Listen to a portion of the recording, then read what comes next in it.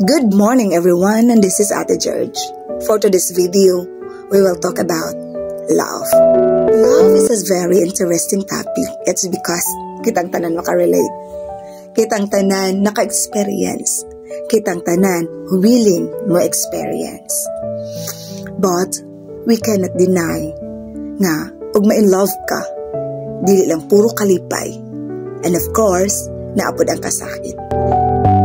Naapod ang hilak-hilak, naapod ang katawa, naapod ang kilig. But despite all those feelings, kinahanglan gihapon nato mo experience sa relationship. Lisod kayo mag-hold on sa usa ka relasyon nga kung saan imong gipaningkamutan katubit ang relasyon nga imong gikuptan kay feeling nimo siya na ang imong pakaslan. Sakit kaayo pamalandungon nga nag-build mo og mga goals sa kinabuhi. Nagplan mo para sa inyong future. But sa isang iglap lang, nawala ang tanan. Are you willing to hold on? Are you willing to sacrifice? Kaya ba nimong dawaton ang kasakitanan? Kaya ba nimong magpasaylo? Kaya ba nimong hatagan og chance? Nayo sa pangutana sa ako nga dugay na daw kaayo silang mag-uyab apan niabot ang panahon nga natintal ang lalaki.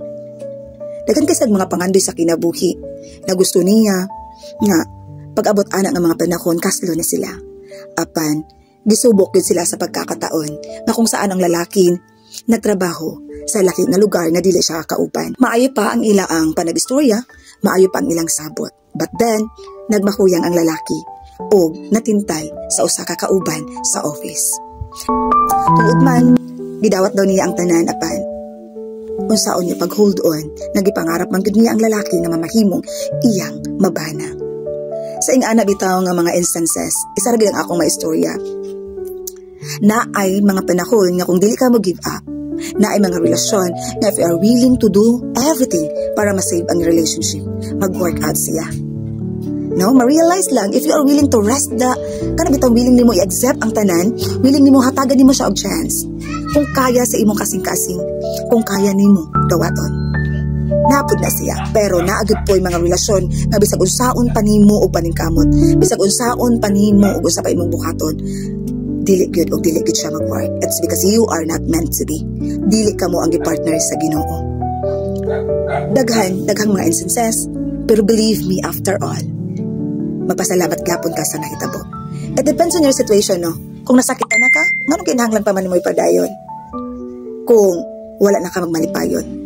Pero kung kaya nimo, magpadayon. Kaside ka, ang relationship, it is between you. Ikaw ang imong partner. Wala labot ang uban. But if you are considered the opinions of others, and then dito na mosulod ang kalibog sa imong huna-huna. But at the end of the day, ikaw yun ang magdesisyon kung unsa. Mag-isip ka, girl, kung kinahanglan ba nimong ipadayon or dili. Dagan pa man mga tao sa kalibutan, do not focus. Just focus yourself as long as you give your all.